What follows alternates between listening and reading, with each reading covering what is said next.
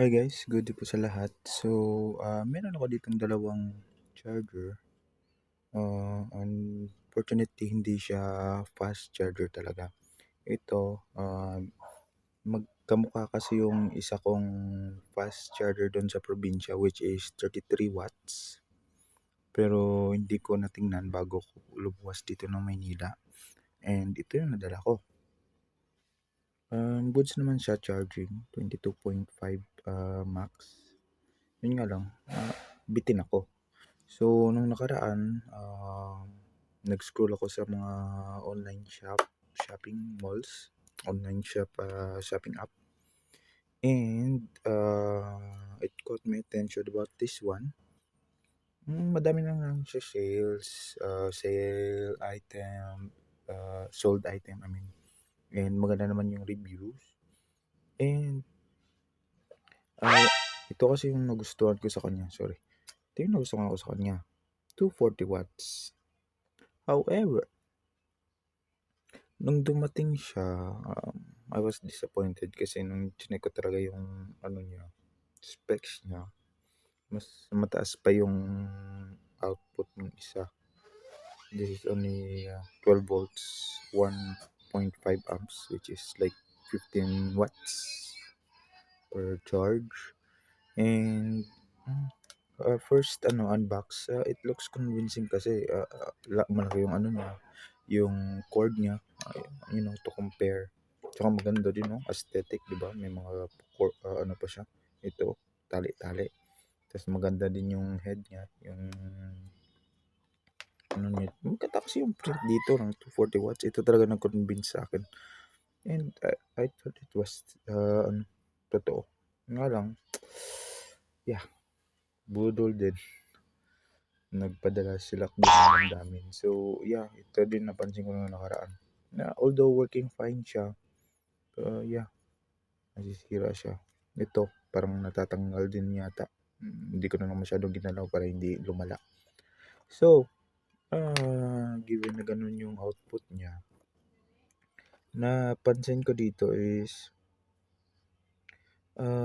or I mean, yung naisip ko dito is, what if, i-parallel ko yung output ng dalawang to? Yeah. So, magcha-charge sila ng sabay ng iisang device. And pwede naman silang USB Type-C kasi USB Type-C yung phone natin.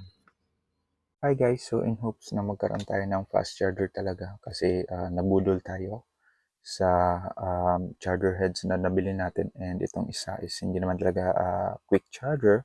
So our hypothesis is, what if we will connect our the output of our USB cords para maging isa na lang sila. So parallel para their amperes will add up. However, kasi maganda yung charger natin, nasasayangan ako na sirain para sa ating hypothesis. So, we were lucky enough na meron tayong spare, and pinarallel ko na rin yung output niya. This is USB Type-C kasi USB Type-C yung phone natin. Forgive my workmanship as I am still in the process of learning. Along the way, I already tried and tested this one, so it works. However, I don't have the exact device or meter to accurately check kung meron nga bang improvement sa output nung parallel two pieces charger na to. So, as of now, I have been charging my cell phone and there's no problem. Lumalabas din yung fast charging icon niya. Pero kasi pag kinarge ko to, lumalabas din yung fast charging icon. Ito lumalabas din. Kasi nga, yung output niya is more than 2 amps. So, it will recognize, or the cell phone will recognize it is already a fast charger. So, hindi natin talaga makikita kung fast charger nga ba o merong improvement sa harvest ng dalawa. But in the future, once we have the budget, we will go ahead and check and accurately measure the charging current na we have from these parallel cords. Okay. That's all guys. Thank you. and have a wonderful and nice sunny day para sa ating solar setup. Bye-bye!